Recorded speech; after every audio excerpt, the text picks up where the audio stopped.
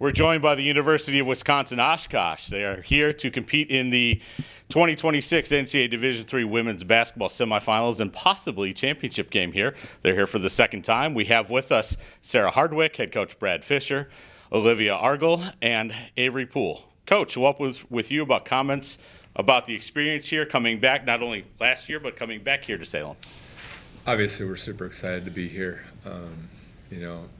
In sports, there's always a loser at a Final Four or Elite Eight, whatever the case is, and that team inevitably talks about, we're going to do everything we can to come back. We're going to invest and we're going to put the time in. And it's an infinite number of teams that don't get back. So I'm just super proud of these guys. Like, from the time we left this building last year, and one of the reps, we texted back and forth and said, we're going to do everything in our power to get back. And he sent it back to me, and it was just a reminder of what's happened over the course of the last year. And to be one of those teams that set the goal, felt the pain, and did everything possible to get back, I just could not be prouder of these guys. And it felt a little bit like home to me, at least, coming back here, knowing where to go, walking in the building, the hotel, and I hope that comfort level, our players feel it, and that we can use that over the course of the week. Yep. All three of you are seniors, so I assume all three have been here. Nobody's a transfer in coming through. So, I'll let whichever one of you would like to go ahead and touch on this. Coach talked about feeling like home. I imagine it doesn't quite feel like that to each of you, though, but talk a little bit about that experience of coming to a place that is familiar. So maybe some of the butterflies are a little bit different. Obviously it's still a super exciting experience, but talk about being here a second time. I think, kind of to echo off Coach, it definitely made us a little more comfortable. Just knowing where to go takes away some of those nerves and allows us to kind of rely on our prep a little more and put a little of those nervousness aside being back. Yeah, I would say not that it's necessarily a home court advantage, but any court you get to play on a second time is an advantage in any way, whether it's even as something as simple as like a dead spot and finding on the floor. So I think just having just that experience of being back here is a little bit of an advantage for us. Yeah, I'll reiterate what Liv said, that being able to be in the gym for a second time is really nice. The lights are a little different in this gym, so you're a little more used to that, and it's nice to be back. Coach, we just kind of talked about it, but you have 8 total seniors on this team. Talk about what it means to have such leadership and what it means to be able to come back here with all 8 women. I mean, obviously, our relationships go back. I mean, Liv and I, it was the middle of COVID when we first talked, and that's kind of seems like yesterday, but it was 6 years ago at this point. And so, we just have really deep roots with each other, and I know how I can talk to Sarah. I know how I can coach Avery and how I can push her, and but it's an incredible group of a mix of leaders, of workers, of show up focused, and it's allowed us, when times have not been good, for me to just let them play or call a play that we used to run or pull back on something from 2 years ago that you just don't get with a young group. So having gone through this, and we pulled it out, I think, even last weekend. Like last year, we had to go to Illinois Wesleyan and win 2 games on the road, and I think there was a confidence level that we had it at home, and even playing great teams that just felt like we've been in this spot before. And there were so many times during the year for me where if I was nervous or anxious about something, I knew we had done it 20 times before, win or lose. So, and I appreciate them. I've never trusted a team this much. Last week, going into the Sweet 16, we sat and they decided what we were going to do for ball screen defense, and it was. I just think this year has been way more intertwined in what we want to do versus what I want to do or think is right, and that part has actually taken a lot of weight off my shoulders, and I think they've taken great ownership of what this season has been. And last year people were talking about me finally getting here after 13 years, that this year's for them, and we're going to make sure no matter what happens over the course of the week that we do everything we can to be ourselves, and if someone beats us, they're going to have to beat us with us being us. Great segue into there, because I want to start talking some players here right now. We know that the focus is on team, but your stories kind of are like building the chapters to the book that is Titans women's basketball. So we'll talk a little bit about this here. Olivia, I want to start with you. Kind of the last 2 seasons for you playing 14 games, 15 games here and there, now starting 26 of 29 games that you played this year. Yeah. Talk a little bit about your personal journey here to be such a key component to this squad. Well, it's kind of a personal journey, but I think it's just kind of how our program and our culture is built. Like, everyone stays ready for their moment. You never know whether it's injuries or just someone's having an off game. Like, we know that everyone has each other's back and someone has to step up to their moment, and that's just kind of how we've been since I've been here the past 5 years now. So I think Coach does a really good job, the whole coaching staff, everyone just making sure everyone's ready in prep and practice, staying competitive. I think there's not really a letdown anywhere in our practices because everyone just competes their heart out, and so I think that's just kind of how our program's built. Okay, all 3 of you, I'm going to put you on the spot here throughout this, but Olivia, I'm going to stay with you here. One player we don't have with us here is Paige. Talk a little bit about her being, not just the WIAC player of the year, but also the region player of the year now too. Yeah, I mean, Paige is incredible, and I know that she has a lot of pressure on her shoulders coming in as just a sophomore too and being able to do all of this, and I think that she carries herself really well, and I know that part of that is because she trusts us and we have her back just as much as she has ours. And so I think just it comes together as us as a team and a program.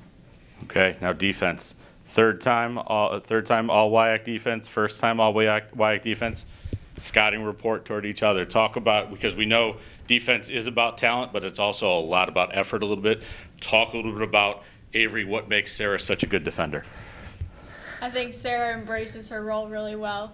She knows what it takes to guard these girls. Obviously, Coach does a great job of prepping us, helping us understand their strengths, weaknesses, where we can force them into maybe some weaknesses. But I think Sarah does a great job embracing her role and just bringing competitive energy and just that grit to be able to go in front of a girl and not let her score. Absolutely. And then, Sarah, what makes Avery a good defender?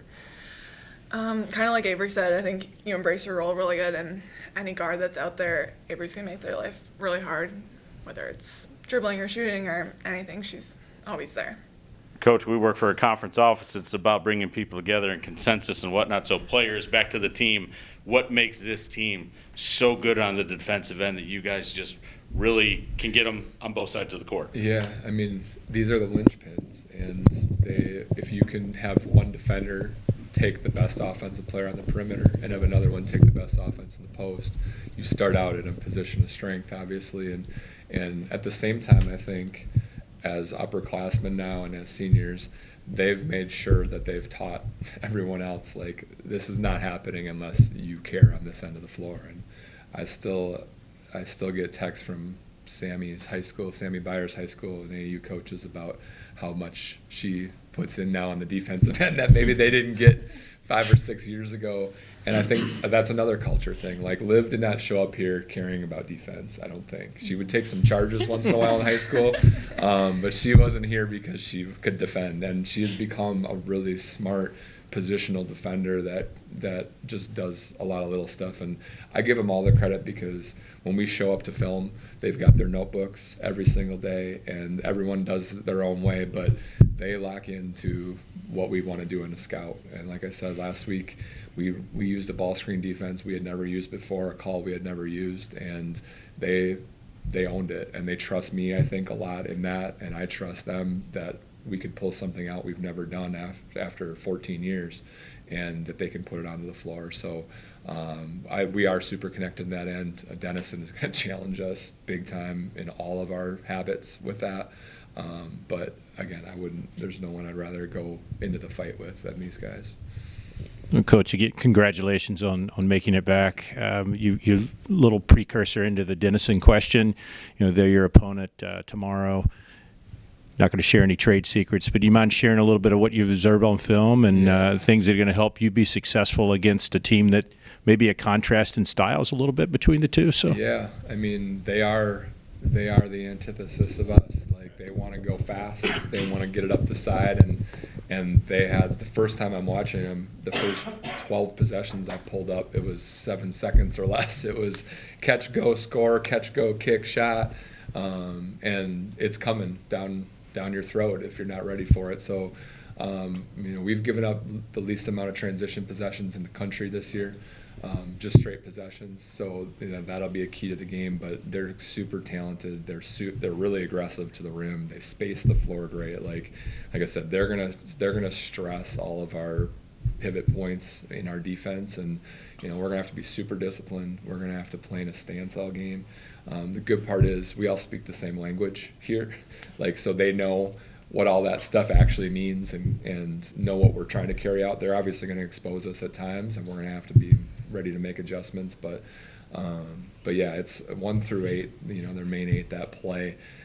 It looks the same all the time because they're all really good. There's not a drop off when they go to the bench, and they can all play multiple positions. So we've got a huge challenge on that end of the floor, and obviously we hope we can stress them with our offense, but we're definitely going to try to make sure the game gets played in the half court, and it'll be a little bit of a battle of wills, I think, to see how that plays out. Sarah, going back to the senior leadership that's been talked about, we've talked about the 3 of you ladies at the dais so far, a couple of all-conference players, but we've mentioned a little bit with Paige and Sammy. Speak as a senior leader to the depth that you all have and the togetherness that you've shown for this commitment to excellence so far this year. Yeah, I think outside of basketball, we're all great friends too. We spend a lot of time together. So that just helps us on the court even more, I think, spending that time off the court and outside of basketball and spending time with the younger kids, and they come over to our house, and really having that sense of community and team helps us a lot on the court. Talk a little bit about this. There's still some new here that are coming through. I mean, obviously the second year for you all, but you get an opponent you haven't faced before. Olivia, is that something that's kind of exciting about the NCAA tournament a little bit, maybe getting an opportunity to face teams you haven't played before? Yeah, I think it's all super exciting. And even teams before the Final Four, there are teams that we hadn't seen all year either. And so I think that one thing about us is we kind of embrace that challenge, and we kind of want that. Because that means also they haven't seen us, which I think is a huge advantage too, because I think we do a lot of things well that not a ton of other teams may do. So I think it kind of goes both ways, but I think we embrace the challenge in the sense of a new team. Avery, kind of a similar question, a little tangent off this there, but take us back to last year a little bit and the feelings that you had.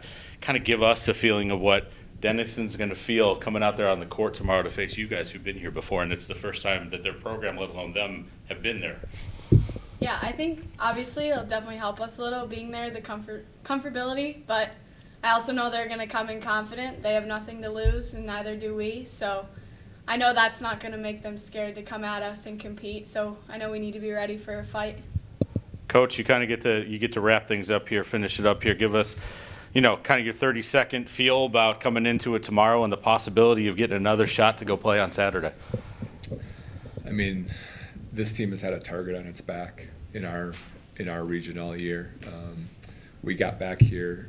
We had the most back from our league, who sent 5 teams last year and brought 5 teams back in it this year. So whether it was non-conference at the start with Carroll and Chicago, who both ended up being top 20 teams, right off the bat, we got hit in the face. Teams were ready to play every single night they played us. So for these guys to withstand for 4 months everybody's best shot. In conference, it was either teams that were trying to get to the NCAA tournament or teams that were trying to have the biggest win of their season. So every night we got everyone's best effort. We got everybody's A game, and we had to continue to keep swinging with it. And I thought when we got shook a little bit with a couple of losses, we started to respond as the team that started throwing punches first. So my hope tomorrow is that when we show up, we come out swinging. We do it in our way, and it looks like the best version of us, which is going to be disciplined and making good decisions and doing the right thing. But I think wearing that target all year has us hardened, and we've got some deep scars from some tough losses over the course of the last couple of years. And I think that combination of experience and toughness and some scars to motivate, I think it can be a lethal combination if you use it the right way. So I'm super excited to go back with these guys. And at this point, we're just here to play. And if someone beats us at their best, that's great for them. But I feel really good about taking our team against any of the teams that are still left. Well, Coach, Sarah, Olivia, and Avery, we look forward to watching you play in at least one game here in Salem, starting on Thursday night in the first of the 2 semifinals. Good luck. Thank you. Thank you. Thank you.